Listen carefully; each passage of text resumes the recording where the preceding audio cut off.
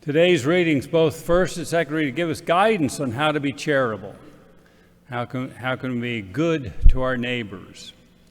In St. Paul's letter to the Corinthians, he's addressing a question on eating meat sacrificed to idols. And so the question is, can Christians eat meat sacrificed to idols?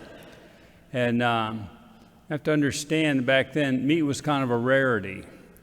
And so when there was a festival, so this is in Corinth, which is part of Greece, a big center of pagan culture. When there was a festival, it was a pagan festival, and they would sacrifice animals at the festival, and what meat was left over, they bring to the marketplace and sell, and families would buy that, and they bring it home and eat. And the families were not Christian families, and then pagan families, they were mixed. So you might have, Christians and pagans in the same family eating. And you have strong Christians, strong in faith, and people that have just been converted, not still having some ties to their pagan faith. And you might have pagans in there that are thinking about converting to Christian, and you might have strong pagans. It's all mixed up. Okay? And so they want to know from Paul what they should do. And the common thinking of the time was a strong Christian is going to abstain from meat sacrificed to idols. And a weak Christian is probably going to eat the meat because his faith is not so strong. So they asked Paul for guidance because there's conflict in the community over what to do with this. Paul doesn't answer them. He tells them what he'd do. He said if it's a strong Christian, realizing there are no Olympian gods or Roman gods, they're all fake, and he knows that when that meat is sacrificed to idols, absolutely no change takes place in the meat. There's no transubstantiation or anything like that.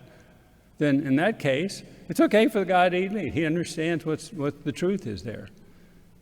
And then he says, for case number 2, take somebody who is maybe a new convert, still has ties to their pagan beliefs, and sitting and eating at a meal at home, and if he's eating meat sacrificed to idols, it might not only compromise himself, thinking that he's still tied to his idol worship and become polytheistic, in other words, worship both the true God and the pagan gods.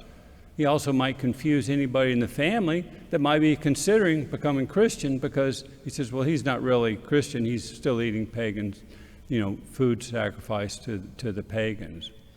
And so Paul's saying to us, let love lead you. Do what builds up the faith. Do what is most charitable. And then in the reading, Paul says, if my eating of meat, because he's a strong Christian, causes anyone to shake their faith or anything, I'll never eat meat again. And so Paul is letting charity lead. He's letting love lead. Whatever is best for the people is what he does. And then in our gospel, Jesus says, love your enemies. It's probably one of the most difficult, challenging commands Jesus gives us in the New Testament. Love your enemies. And we all have enemies. Some we earn because of conflict, which we didn't resolve or got into, whatever. And then some enemies, they're just given to us. It might be because of the color of our skin, might be the color of our eyes, might be because of where we are, where we come from, or who knows. There's lots of different reasons. But we all have enemies, and God calls us to love all of them.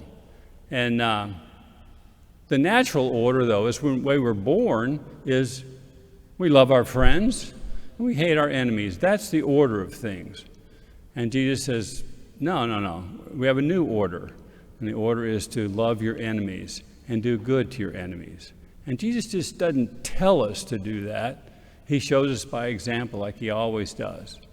And so thinking back on that, in his public life, he loved those that were plotting to kill him and wanted to get rid of him. And while he's hanging on the cross, he forgives those that put him up on the cross and nailed him to the cross. And so he shows us how to lead by charity, how to love others, even enemies, okay? And so Jesus has loved us when we didn't deserve it. And he expects us to love others with the same mercy and compassion that he has shown us. So he wants us to be charitable to others. He wants us to let charity lead, just like St. Paul wants charity to lead in their decisions on what to eat. Amen.